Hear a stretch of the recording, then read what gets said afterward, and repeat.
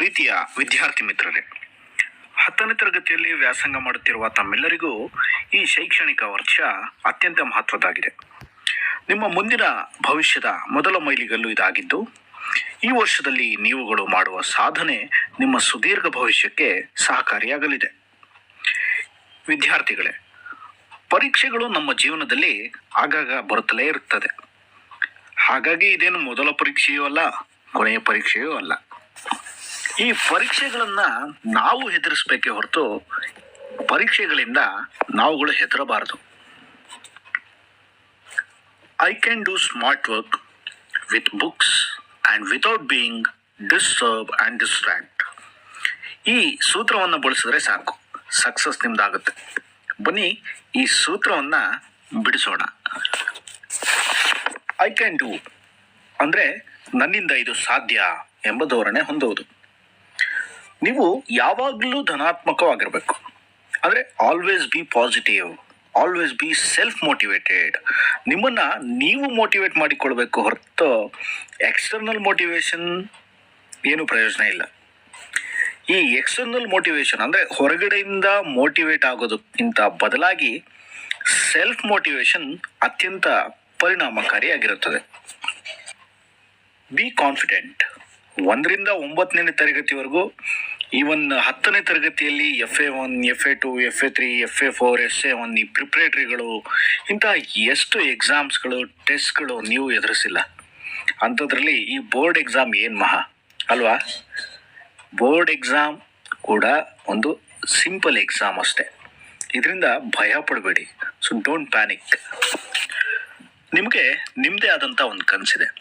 ನೀವು ಡಾಕ್ಟರ್ ಆಗಬೇಕು ಅಂತ ಇದ್ದೀರಾ, engineer, teacher, IAS IPS officers ಆಗಬೇಕು ಅಂತ ಇದ್ದೀರಾ, ಅಥವಾ ಬಿಸ್ನೆಸ್ ಮ್ಯಾನ್ ಆಗಬೇಕು ಅಂತ ಇದ್ದೀರಾ, ಸ್ಪೋರ್ಟ್ಸ್ ಮ್ಯಾನ್ ಆಗಬೇಕು ಅಂತ ಇದ್ದೀರಾ, ಏನೆಲ್ಲ ಆಗಬೇಕು ಅಂದ್ಕೊಂಡಿದ್ದೀರಿ ಅಲ್ವಾ?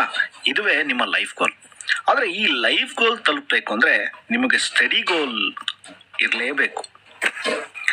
ನಿಮ್ಮನ್ನು ಹುರಿದುಂಬಿಸುವ ಅಂದರೆ ಮೋಟಿವೇಟ್ ಮಾಡುವಂತಹ ಭಾವಚಿತ್ರವನ್ನು, ಅದು ನೀವು ಯಾರದೇ ಆಗಿರ್ಬೋದು, ಯಾರು ನೀವು ಒಬ್ಬ ರೋಲ್ ಮಾಡೆಲ್ ಅಂದ್ಕೊಂಡಿದ್ದೀರಾ ಅಂತಹ ಒಂದು ವ್ಯಕ್ತಿಯ ಚಿತ್ರವನ್ನು ನಿಮ್ಮ ಸ್ಟಡಿ ಟೇಬಲ್ನಲ್ಲಿ ಇಟ್ಕೊಳ್ಳಿ.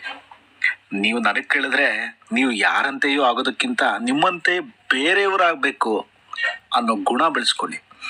ನೀವು IAS IPS ಆಫೀಸರ್ ಆಗಬೇಕು ಅಂದ್ಕೊಂಡಿದ್ರೆ ನಿಮ್ಮ ಫೋಟೋ ಮೇಲೆ ನಿಮ್ಮ ಹೆಸರು IPS ಅಥವಾ IAS ಅಥವಾ ಡಾಕ್ಟರ್ ಏನೇ, ಈಗ ನಿಮ್ಮ ಹೆಸರು ಪ್ರಶಾಂತ್ ಅಂತ ಆಗಿದ್ರೆ doctor Prashant, Prashant IAS, Prashant IPS ಏನಾಗಬೇಕು ಅಂತ ಇದ್ದೀರಾ ಅದನ್ನು ಬರೆದು ನಿಮ್ಮ ಸ್ಟಡಿ ಟೇಬಲ್ ಹತ್ರ ಇಟ್ಕೊಳ್ಳಿ. ಪದೇ ಪದೇ ನೋಡ್ತಾ ಇರಿ. ಅದು ನಿಮ್ಮ ಕನಸಾಗಿರುತ್ತೆ.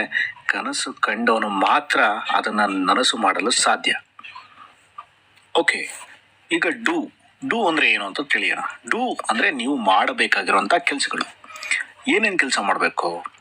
ನೀವು ಅಭ್ಯಾಸಿಸಲು ಒಂದು ಸೂಕ್ತವಾದ ಜಾಗ ಮತ್ತು ಸಮಯವನ್ನು ನಿಗದಿ ಮಾಡ್ಕೋಬೇಕು. ಅದೇ ರೀತಿ ನಿಮ್ಮ daily time table, subject time table, ಅದೇ ರೀತಿ work time table, revision time table, ಇವೆಲ್ಲ ಅತಿ ಮುಖ್ಯ. ಇದು ನೀವೇ ರೆಡಿ ಮಾಡ್ಕೋಬೇಕು. ಹಾಗಾಗಿ ಬೇರೆಯವ್ರನ್ನ ಏನೋ ನಿಮ್ಮ ಟೈಮ್ ಟೇಬಲ್ ರೆಡಿ ಮಾಡ್ಕೊಡೋಕ್ಕೆ ಡಿಪೆಂಡ್ ಆಗಬೇಡಿ. Don't waste your time. ಸಮಯನ ವ್ಯರ್ಥ ಮಾಡಬೇಡಿ. ಮತ್ತು ಕೇವಲ ಓದಿ ಗಟ್ಟು ಹೊಡಿಬೇಡಿ. ದಯವಿಟ್ಟು ಅದನ್ನು ಅರ್ಥ ಮಾಡಿಕೊಂಡು ಓದಿ. ಲರ್ನ್ ಆ್ಯಂಡ್ ಅಂಡರ್ಸ್ಟ್ಯಾಂಡ್ ಅನ್ನೋ ಕಾನ್ಸೆಪ್ಟ್ನ ಬೆಳೆಸ್ಕೊಳ್ಳಿ. ಯಾವುದೇ ವಿಷಯನ ನೀವು ಅರ್ಥ ಮಾಡಿಕೊಂಡಷ್ಟು ಅಷ್ಟು ಸಮಯದವರೆಗೆ ಅದು ನಿಮ್ಮ ಮೆದುಳಿನಲ್ಲಿ ಸೃಷ್ಟಿಯಾಗಿ ಶಾಶ್ವತವಾಗಿ ಉಳಿದಿರುತ್ತೆ. ಎಕ್ಸಾಮ್ ಬಂದ್ಬಿಡ್ತಲ್ಲ ಅಂತ ಟೆನ್ಷನ್ ಮಾಡ್ಕೊಳ್ಳೋದು, ರಾತ್ರಿ ಇಡೀ ನಿದ್ದೆಗೆಟ್ಟು ಓದೋದು, ದಯವಿಟ್ಟು ಇದನ್ನು ಮಾಡಬೇಡಿ. ಯಾಕಂದರೆ ಇದರಲ್ಲಿ ನಿಮ್ಮ ಆರೋಗ್ಯ ಹಾಳಾಗುವಂತಹ ಪ್ರಮಾಣ ಅತಿ ಹೆಚ್ಚು. ನಿಮ್ಮ ಆರೋಗ್ಯ ಹಾಳು ಮಾಡ್ಕೋಬೇಡಿ. ಬೆಳಗಿನ ಸಮಯದಲ್ಲಿ ಓದೋ ಸಮಯದಲ್ಲಿ ಈ ಸ್ಟಡಿ ಬ್ರೇಕ್ಸ್ ಅಂತ ಏನು ಹೇಳ್ತೀವಿ, ಅದು ತುಂಬ ಇಂಪಾರ್ಟೆಂಟ್. ಬೆಳಗ್ಗೆ 10 ಗಂಟೆ ಕೂರೋದು, 12:30, 1 ಗಂಟೆ ತನಕ ಕಂಟಿನ್ಯೂಸ್ಲಿ ಓದ್ತಾ ಇರೋದು, ದಯವಿಟ್ಟು ಈ ಥರ ಮಾಡಬೇಡಿ. ನೀವು 1 ಗಂಟೆ ಓದಿದ್ರೆ 15 ನಿಮಿಷ ನಿಮ್ಮ ಒಂದು ಬ್ರೇಕ್ನ ನೀವು ಕೊಡಬೇಕು.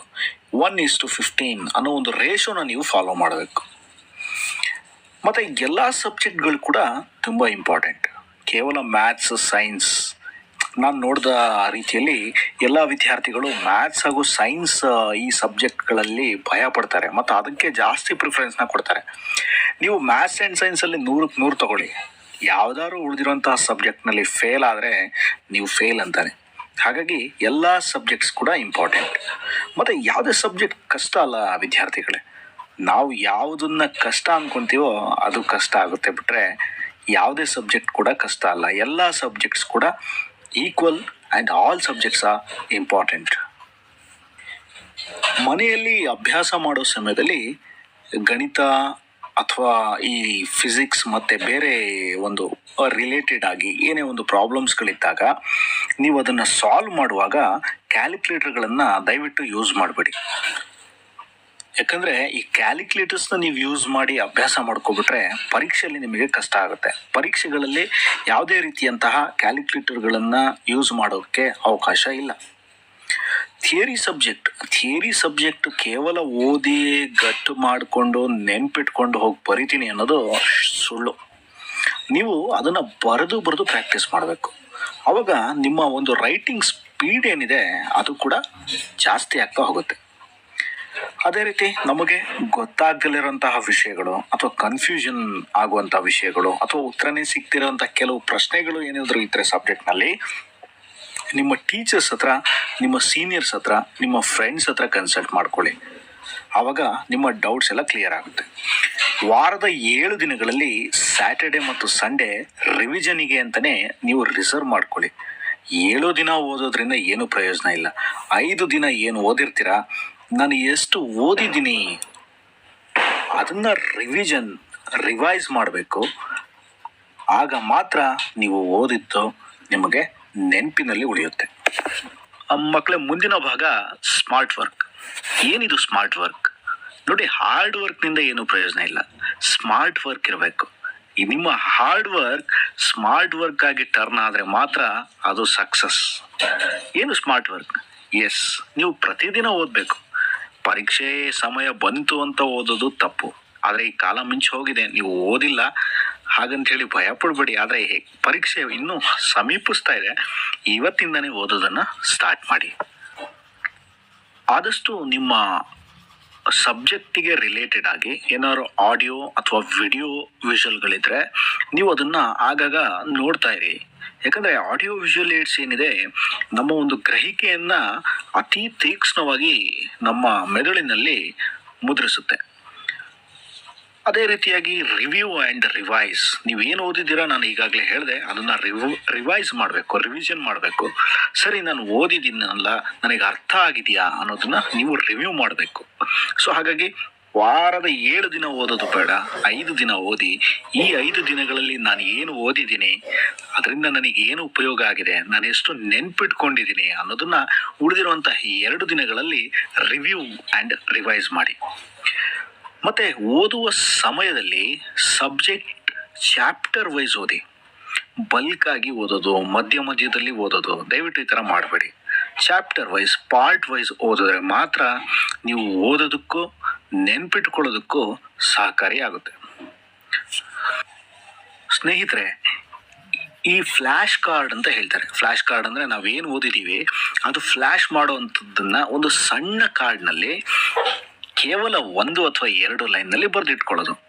ಇಂತಹ ಫ್ಲ್ಯಾಶ್ ಕಾರ್ಡ್ಗಳನ್ನು ರಚಿಸ್ಕೊಳ್ಳಿ. ಯಾವುದೋ ಒಂದು ಸೂತ್ರ ಆಗಿರ್ಬೋದು, ಅಥವಾ ಯಾವುದೋ ಒಂದು ಹಿಸ್ಟ್ರಿಗೆ ಬಂದರೆ ಯಾವುದೋ ಒಂದು ಡೇಟ್ ಆಗಿರ್ಬೋದು, ಅಥವಾ ಆ ವ್ಯಕ್ತಿಯ ಸಾಧನೆ ಆಗಿರ್ಬೋದು, ಅಥವಾ ಸಮಾಸ, ಸಂಧಿ, ಗ್ರಾಮರ್ ರಿಲೇಟೆಡ್ ಆಗಿ ಯಾವುದೋ ಒಂದು ಪಾಯಿಂಟ್ ಆಗಿರ್ಬೋದು. ಇದನ್ನು ಸಣ್ಣ ಕಾರ್ಡ್ಗಳಲ್ಲಿ ಬರೆದಿಟ್ಕೊಳ್ಳಿ. ಇದನ್ನು ಫ್ಲ್ಯಾಶ್ ಕಾರ್ಡ್ಸ್ ಅಂತ ಹೇಳ್ತೀವಿ.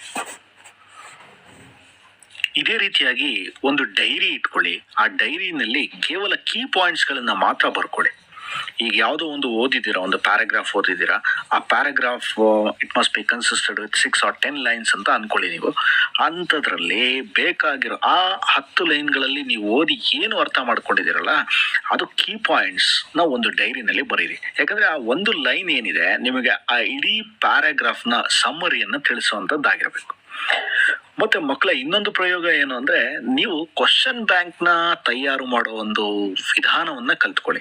ನೀವೇನು ಓದಿದ್ದೀರಾ ಅದನ್ನು ಕ್ವಶನ್ಗಳ ರೀತಿಯಲ್ಲಿ ನೀವು ಒಂದು ಬರ್ಕೊಳ್ಳಿ. ಯಾಕಂದ್ರೆ ಕ್ವಶನ್ ಪ್ರಿಪೇರ್ ನೀವು ಮಾಡ್ತಾ ಇದ್ದೀರಾ ಅಂದ್ರೆ ಡೆಫಿನೆಟ್ಲಿ ನಿಮಗೆ ಆನ್ಸರ್ ಗೊತ್ತಿರೋದ್ರಿಂದನೇ ನೀವು ಕ್ವಶನ್ ಪ್ರಿಪೇರ್ ಮಾಡ್ತಿರೋದು. ಕ್ವಶನ್ ಅಂಡ್ ಆನ್ಸರ್ ಎರಡು ಕೂಡ ನೀವೇ ಫ್ರೇಮ್ ಮಾಡಿದ ರೀತಿಯಲ್ಲಿ ಆಗುತ್ತೆ. ಮತ್ತೆ ನೀವು ಕಲಿತಿರೋದಕ್ಕೆ ಇದು ಉತ್ತಮ ರೀತಿಯಾಗಿ ಒಂದು ಔಟ್ಕಮ್ನ ಕೊಡುತ್ತೆ. ಸರಿ, ಈಗ ನಮ್ಮ ಸೂತ್ರದ ಮುಂದಿನ ಭಾಗ ಬುಕ್ಸ್ ಅನ್ನೋದಕ್ಕೆ ಬರೋಣ. ಯಾವ ಬುಕ್ಸ್ ಓದಬೇಕು? ಈಗ ನಿಮಗೇನೋ ಒಂದು ಕನಸಿದೆ, ಸ್ಟೇಟ್ ರ್ಯಾಂಕ್ ಬರಬೇಕು, ಅಥವಾ ನನ್ನ ಸ್ಕೂಲಿಗೆ ನಾನೇ ಫಸ್ಟ್ ರ್ಯಾಂಕ್ ಬರಬೇಕು, ಅಥವಾ ನಾನು ಡಿಸ್ಟಿಂಕ್ಷನ್ ಬರಬೇಕು, 95% ತಗೋಬೇಕು. ಏನೆಲ್ಲ ನಿಮ್ಮ ಕನಸುಗಳಿದೆಯಲ್ಲ, ಈ ಕನಸುಗಳು ಸಾಕಾರವಾಗಬೇಕು ಅಂದರೆ, ನನಸಾಗಬೇಕು ಅಂದರೆ ನೀವು ಒಂದು ಝೆನ್ ಬುಕ್ಕನ್ನು, ಅದೇ ರೀತಿ MCC guide, target 100, passing package ಮತ್ತು ಹಲವಾರು ಈ ಗೈಡ್ಗಳು ಸಿಗುತ್ತೆ ಬುಕ್ ಸ್ಟೋರ್ನಲ್ಲಿ. ನಾನು ಹೇಳಿದಂತಹ ಎಲ್ಲ ಪುಸ್ತಕಗಳನ್ನು ನೀವು ಓದೋದು ಬೇಡ. ನೀವು ಓದಬೇಕಾಗಿರೋಂಥದ್ದು ಒಂದೇ ಒಂದು ಪುಸ್ತಕ. ಅಂದರೆ ಈ ಎಲ್ಲ ಬುಕ್ಸ್ಗಳನ್ನು ಮೀರಿಸುವಂಥ ಒಂದು ಬುಕ್ ಇದೆಯಾ? ಹೌದು ಇದೆ, ಅದು ನಿಮ್ಮ ಹತ್ರನೇ ಇದೆ. ಅದು ಯಾವುದೂ ಅಲ್ಲ, ನಿಮ್ಮ ಟೆಕ್ಸ್ಟ್ ಬುಕ್ಸ್. ಎಸ್, ಗೈಡ್ಗಳಾಗಲಿ, ಪಾಸಿಂಗ್ ಪ್ಯಾಕೇಜ್ಗಳಾಗಲಿ, ಏನೇ ಆಗಲಿ, ಇವನ್ ನೋಟ್ಸ್ಗಳಾಗಲಿ, ನಿಮ್ಮ ಸ್ಕೂಲ್ನಲ್ಲಿ ಕೊಡುವಂತಹ ನೋಟ್ಸ್ಗಳಾಗಲಿ, ಇದೆಲ್ಲವೂ ಎಲ್ಲಿಂದ ಉತ್ಪತ್ತಿಯಾಗಿದೆ? ನಿಮ್ಮ ಟೆಕ್ಸ್ಟ್ ಬುಕ್ಸಿಂದ ತಾನೇ. ಸೊ ಮೂಲನೇ ನಿಮ್ಮ ಹತ್ರ ಇರಬೇಕಾದ್ರೆ ಬೇರೆದು ಯಾಕೆ? ಟೆಕ್ಸ್ಟ್ ಬುಕ್ಸ್ನ ಓದಿ. ಅದ್ರ ಜೊತೆಗೆ ಈ 5 ವರ್ಷದ ಕ್ವಶನ್ ಪೇಪರ್ಗಳು ಸಿಕ್ಕಿದ್ರೆ ಇಟ್ಕೊಳ್ಳಿ, ರಿವೈಸ್ ಮಾಡಿ. ನಿಮ್ಮ ಸ್ಕೂಲ್ನಲ್ಲಿ ಕೊಡುವಂಥ ಕ್ವಶನ್ ಪೇಪರ್ಗಳನ್ನು ನೀವು ರಿವೈಸ್ ಮಾಡಿ. ಇದನ್ನೆಲ್ಲ ನೀವು ಮಾಡಿದ್ರೆ ಸಾಕು. ಈ ಔಟ್ ಆಫ್ ಸಿಲೆಬಸ್ ಕ್ವಶನ್ಗಳು ಯಾವುದು ಬರಲ್ಲ. ನೀವೇನು ಭಯ ಪಡಬೇಡಿ. ಅಪ್ಲಿಕೇಶನ್ ಲೆವೆಲ್ ಕ್ವಶನ್ ಅಂತ ಹೇಳ್ತಾರೆ, ಅದು 4 ವರ್ಷಕ್ಕೊಂದ್ಸತಿ ಕೊಡ್ತಾರೆ. ಆಮೇಲೆ ಈ ಅಪ್ಲಿಕೇಶನ್ ಲೆವೆಲ್ ಕ್ವಶನ್ಗಳು 1 or 2 ಮಾರ್ಕ್ಸಿಗೆ ಬರುತ್ತೆ. ಇಷ್ಟೆಲ್ಲ ಓದಿ ನಿಮ್ಮ ಬ್ರೈನ್ ಯಾವ ರೀತಿ ಶಾರ್ಪ್ ಆಗಿರುತ್ತೆ ಅಂದರೆ, ಯಾವುದೇ ಅಪ್ಲಿಕೇಶನ್ ಲೆವೆಲ್ ಕ್ವಶನ್ ಕೊಟ್ಟರು ಕೂಡ ನೀವು ಬರೀಬೋದು. ಹಾಗಂತ ಹೇಳಿ ಔಟ್ ಆಫ್ ಸಿಲೆಬಸ್ ಕ್ವಶನ್ಸ್ ಏನಿದೆ ಅನ್ನೋದ್ರ ಬಗ್ಗೆ ತಲೆ ಕೆಡಿಸ್ಕೋಬೇಡಿ. ಓಕೆ, ನಮ್ಮ ಸೂತ್ರದ ಕೊನೆ ಭಾಗ without being disturb and distract ಅಂತ.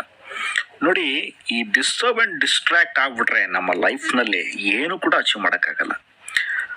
ಸ್ಟೂಡೆಂಟ್ ಲೈಫ್ನಲ್ಲಿ ನಾವು ಸ್ಟೂಡೆಂಟ್ ಆಗಿದ್ದಾಗ ನಮ್ಮ ಟೀಚರ್ಸ್ ಹೇಳ್ತಾ ಇದ್ರು, ನೀನು ಏನಾದ್ರು ಸಕ್ಸಸ್ನ ಅಚೀವ್ ಮಾಡಬೇಕು ಅಂದರೆ ನಿನ್ನ ಲೈಫ್ನಲ್ಲಿ 3 Cಗಳನ್ನು ಬಿಡಬೇಕು ಅಂತ. Cricket, cinema, chatting. ಬಟ್ ಈಗ ಕಾಲ ಬದಲಾಗಿದೆ. ಈ 3 ಬಿಟ್ಟು ನಮಗೆ ಡಿಸ್ಟರ್ಬ್ ಮಾಡ್ತಿರುವಂಥದ್ದು, ಡಿಸ್ಟ್ರಾಕ್ಟ್ ಮಾಡ್ತಿರುವಂಥದ್ದು 1000 ಇದ್ದಾವೆ. ಮೊಬೈಲ್ ಓಪನ್ ಮಾಡಿದ್ರೆ ಸಾಕು ನಿಮಗೆ, ಅದರಲ್ಲಿ ಕ್ರಿಕೆಟು ಇದೆ, ಸಿನಿಮಾನೂ ಇದೆ, ಚಾಟಿಂಗ್ ಕೂಡ ಇದೆ. FB, Instagram, group chat, group calling, ದಯವಿಟ್ಟು ಇದನ್ನು ಮಾಡಬೇಡಿ. ವಾಟ್ಸಪ್ ಮೆಸೇಜ್, ವಾಟ್ಸಪ್ನಲ್ಲಿ ಸ್ಟೇಟಸ್ ಇಡೋದು, ಮತ್ತು ಏನೇನು ಸ್ಟೇಟಸ್ ಇಟ್ಟಿದ್ದಾನೆ ಅಂತ ನೋಡ್ತಾ ಹೋಗೋದು, ಇದನ್ನು ಮಾಡಿದ್ರೆ ನೀವು ಅಲ್ಲಿ ಡಿಸ್ಟ್ರಾಕ್ಟ್ ಆಗ್ತೀರಾ, ನಿಮ್ಮ ಟೈಮ್ ವೇಸ್ಟ್ ಆಗುತ್ತೆ. ಮತ್ತು ಇನ್ನೊಂದು ನಿಮ್ಮಲ್ಲಿ ಒಂದು ಅಭ್ಯಾಸ ಇದೆ ಸ್ನೇಹಿತರೆ, ಫ್ರೆಂಡ್ಸಿಗೆ ಕಾಲ್ ಮಾಡಿ ಕೇಳೋದು, ಎಷ್ಟು ಓದಿದೆಯಾ, ಯಾವ ಚಾಪ್ಟರ್ ಓದ್ತಾ ಇದೆಯಾ, ದಯವಿಟ್ಟು ಕೇಳ್ಬಿಡಿ. ಯಾಕಂದರೆ ನಿಮಗೆ 2 ಫ್ರೆಂಡ್ಸ್ ಇರ್ತಾರೆ. 2 ಅಂದರೆ 2 ರೀತಿಯ ಫ್ರೆಂಡ್ಸ್ ಇರ್ತಾರೆ. ಒಬ್ಬ ಅವನೇನೂ ಓದೇ ಇರಲ್ಲ, ನಿಮಗೆ ಹೆದರ್ಸೋಕ್ಕೋಸ್ಕರ ಏನು ಹೇಳ್ತಾನೆ ಅಂದರೆ ನಾನೆಲ್ಲ ಓದಿ ಮುಗಿಸಾಗ್ಬಿಟ್ಟಿದೆ. ಇನ್ನೊಬ್ಬ ರೀತಿಯ ಫ್ರೆಂಡ್ ಏನು ಅಂದರೆ ಅವನೆಲ್ಲ ಓದಾಗಿರುತ್ತೆ, ನಿಮಗೇನು ಹೇಳ್ತಾನೆ, ಇನ್ನೂ ನಾನು ಏನೂ ಓದಿಲ್ಲ. ನಿಮಗೆ ನಾನೆಷ್ಟು ಓದಿದ್ದೀನಿ ಅನ್ನೋ ಚಿಂತೆಗಿಂತ ನನ್ನ ಫ್ರೆಂಡ್ ಎಲ್ಲ ಓದ್ಬಿಟ್ನಲ್ಲ ಅನ್ನೋ ಒಂದು ಚಿಂತೆ. ಇನ್ನೊಂದು, ನಾನು ಓದಬೇಕಲ್ಲ ಅನ್ನೋ ಚಿಂತೆಗಿಂತ ಅವನು ಓದಿಲ್ವಲ್ಲ ಬಿಡು, ನಾನು ಓದಿ ಏನು ಮಾಡಲಿ ಅನ್ನೋದು ಕೂಡ ಇದೆ. ಮತ್ತು ಈ ಕಂಬೈನ್ಡ್ ಸ್ಟಡಿ ಅಂತ ಹೇಳ್ತೀವಲ್ಲ, ದಯವಿಟ್ಟು ಅದನ್ನು ಮಾಡಬೇಡಿ. ಇದರಿಂದ ಏನು ಪ್ರಯೋಜನ ಇಲ್ಲ. ಕಂಬೈನ್ಡ್ ಸ್ಟಡಿಯಲ್ಲಿ ನಮಗೆ ಒಂದು ಫೋಕಸ್ಸೇ ಸಿಗಲ್ಲ. ಅವನೇನು ಓದ್ತಾ ಇದ್ದಾನೆ, ಇನ್ನೊಬ್ಬ ಏನು ಓದ್ತಾ ಇದ್ದಾನೆ, ಮತ್ತೊಬ್ಬ ಏನು ಓದ್ತಾ ಇದ್ದಾನೆ ಅನ್ನೋದ್ರಲ್ಲೇ ಈ ಸಮಯ ವ್ಯರ್ಥ ಆಗುತ್ತೆ ಬಿಟ್ಟರೆ ನಾವೇನು ಮಾಡಲ್ಲ. ಹಾಗಾಗಿ ಕಂಬೈನ್ಡ್ ಸ್ಟಡಿ ಮಾಡಬೇಡಿ, ಇಂಡಿವಿಜುವಲ್ ಸ್ಟಡಿನ ಮಾಡಿ. ಮತ್ತು ನೀವು ಓದೋದು ಯಾವ ರೀತಿ ಜಾಗ ಆರ್ಗನೈಸ್ ಆಗಿರಬೇಕು ಅಂದರೆ, ನಿಮ್ಮನ್ನು ಡಿಸ್ಟ್ರಾಕ್ಟ್ ಮಾಡುವಂತಹ ಯಾವುದೇ ವಸ್ತುಗಳು ಅಲ್ಲಿರಬಾರ್ದು. ಮೊಬೈಲ್ ಇರಬಾರ್ದು, ಅಥವಾ ಯಾವುದೋ ಒಂದು ಮ್ಯಾಗ್ಝೀನ್ ಇರಬಾರ್ದು, ಅಥವಾ ಯಾವುದೋ ಒಂದು ನಾವೆಲ್ ಆಗಲಿ, ಸ್ಟೋರಿ ಬುಕ್ ಆಗಲಿ, ಅಥವಾ ಏನೋ ಒಂದು ಆಲ್ಬಮ್ಮು, ಮತ್ತೊಂದು TV ರಿಮೋಟು, ಇವೆಲ್ಲ ಏನು ಇಟ್ಕೋಬಾರ್ದು. ನಮಗೆ ಬೇಕಾಗಿರೋದೇನೋ, ನನಗೆ ನೋಟ್ಸ್ ಬೇಕು, ಒಂದು ಟೆಕ್ಸ್ಟ್ ಬುಕ್ ಬೇಕು, ಒಂದು ಪೆನ್ ಬೇಕು, ಪೆನ್ಸಿಲ್ ಬೇಕು, ಇರೇಸರ್ ಬೇಕು, ಶಾರ್ಪ್ನರ್ ಬೇಕು, ಸ್ಕೇಲ್ ಬೇಕು. ಇಷ್ಟೇ ನನಗೆ ಬೇಕಾಗಿರೋದು. ಸರಿ, ಮಧ್ಯ ಬಾಯಾರಿಕೆ ಆಗುತ್ತಾ, ಒಂದು ನೀರಿನ ಬಾಟ್ಲು ಬೇಕಷ್ಟೇ ಬಿಟ್ಟರೆ ಅಲ್ಲಿ ಚಿಪ್ಸ್ ಇಟ್ಕೊಳ್ಳೋದು, ಅಥವಾ ಈ ಬಿಸ್ಕೆಟ್ ಪ್ಯಾಕೆಟ್ಸ್ ಇಟ್ಕೊಳ್ಳೋದು, ಚಾಕ್ಲೇಟ್ಸ್ ಇಟ್ಕೊಳ್ಳೋದು, ಇದನ್ನು ದಯವಿಟ್ಟು ಮಾಡಬೇಡಿ. ಇದು ಕೂಡ ನಿಮ್ಮನ್ನ ಡಿಸ್ಟ್ರಾಕ್ಟ್ ಮಾಡುವಂಥ ವಿಷಯ. ಸೊ ಮಕ್ಕಳೇ, ಈ ಸೂತ್ರನ ನೀವು ನೆನ್ಪಿಟ್ಕೊಂಡ್ರೆ ಮುಂದಿನ ಎಕ್ಸಾಮ್ ನಿಮಗೆ ಡೆಫಿನೆಟ್ಲಿ ಒಂದು ಸಕ್ಸಸ್ನ ತಂದು ಕೊಡುತ್ತೆ.